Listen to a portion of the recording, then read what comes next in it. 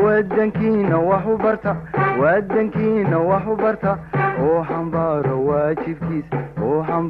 waajibkiisa Assalamu alaikum warahmatullahi wabarakatuh. Aad baan idin salaamay guud ahaan ardayda ku xiran channelkeena Simcode School Baranjitu Official Inolweyn. Maantana waxaan idin wadnaa cashir kale oo xiiso leh. Fadlan waxaan idin codsanayaa inaad muuqaalka like saartaan si uu meel fiican u gaaro. English sentences jumladooyin Ingiriis ah.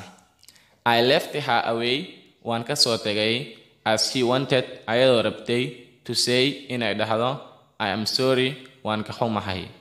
Waan ka soo tagay ayadoo rabtay inay dhahdo waan ka xumahay. I left her away waan ka soo tagay as she wanted ayadoo rabtay to say inay dhahdo I am sorry waan ka xumahay. Her honeymoon toddobadeeda starts tonight aawa ay bilaabanay. She will lose waxayna lumin doontaa her virginity bakrinimadeeda ama gabarnimadeeda. Toddobadeeda aawa ay bilaabanay waxayna lumin doontaa bakrinimadeeda ama gabarnimadeeda. Waa la bakri jibin doonaa mina. Her honeymoon toddobadeeda starts tonight aawa ay bilaabanay. She will lose waxayna lumin doontaa her virginity bakrinimadeeda. Nowadays maalmahani people dadka are limited way xadidan yihiin and life iyo noloshane became tragic waxay noqotay musiibo.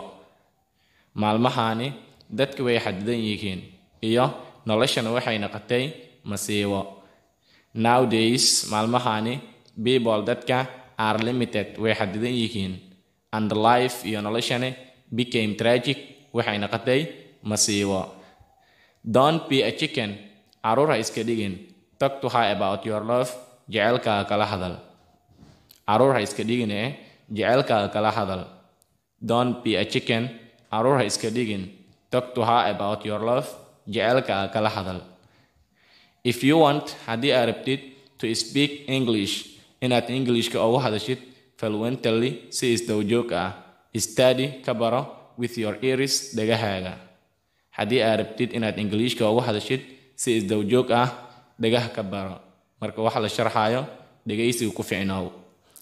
If you want haddii aad rabtid to speak English inaad ugu hadashid Englishka fluently si isdawjoog ah, study ka baro with your ears dhagahaaga.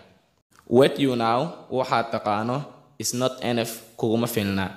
Cause maxaa yeelay you already knew mar hore ayaad taqaanay.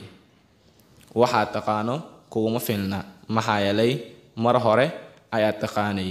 Marka waa inaad raadisaa wax cusub. What you know waxaad taqaano is not enough kuguma filna. Cause maxaa yeelay you already knew mar hore ayaad taqaanay.